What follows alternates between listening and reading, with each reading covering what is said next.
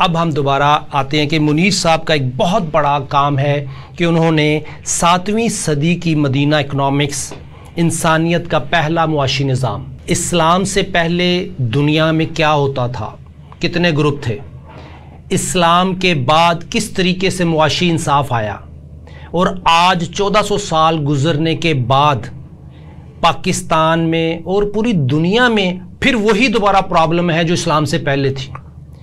یہ ایک کتاب لکھی ہے محمد منیر احمد صاحب نے، ہم ان سے بارے میں بات کریں گے، کتاب کے بارے میں بھی اور سلوشن کے بارے میں بھی کہ اس سے ہم کس طریقے سے ان غلطیوں کا ازالہ کیسے ادا کریں اور اسے کیسے نکل سکتے ہیں۔ منیر صاحب پلیز پہلے تو کتاب کے بارے میں اور غلطیوں کے بارے میں۔ پہلے میں ایک اور بات کروں گا، جو آپ نے کہا نا کہ ہم اسٹیٹ بینک نے غلطیاں کی، ہم تو ریسرچ کے لوگ ہیں، ہم نے یہ بھی ڈھونڈا پھر کہ اسٹیٹ بینک نے یہ کیوں کیا۔ گریٹ، یہ دیکھیں نا ایک سا بیسک کویسچن سر۔ اسٹیٹ بینک نے یہ اس لیے کیا کہ جو پولیٹیکل گورنمنٹ تھی اس کا اس کے بارے میں کوئی انٹرسٹ نہیں تھا۔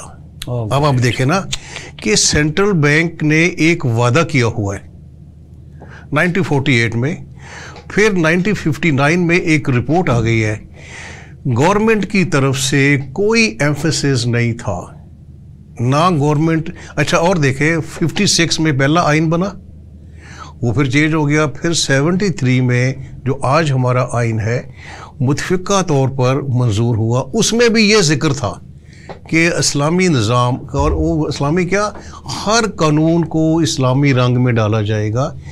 اسٹیٹ بینک جی نا، ہم نے اس کو پھر اس پر ہماری ڈیبیٹ ہوتی تھی کہ یہ State Bank, why State Bank is silent, State Bank نے یہ کیوں کیا؟ کیونکہ جو ریسرچ ڈپارٹمنٹ ہے نا، in fact that is economic department, اور ہمارا کام ہی تھا اکنامک انالیسس، تو یہ دیکھتے تھے یہ کیوں کیا، تو وہ تھا کہ گورنمنٹ کی طرف سے کوئی انکریجمنٹ نہیں تھی، کوئی ریکوائرمنٹ نہیں تھی، پولیٹیکل ول نہیں تھی یعنی کہ پولیٹیشینز کی۔ اس وجہ سے ہم اس رزلٹ پر پہنچے تھے اسٹیٹ بینک میں۔ یہ کیوں ہوا؟ کیونکہ جو سینٹرل بینک ہوتا ہے وہ invariably under the central government ہوتا ہے، تو یہ جو چونکہ ماحول نہیں تھا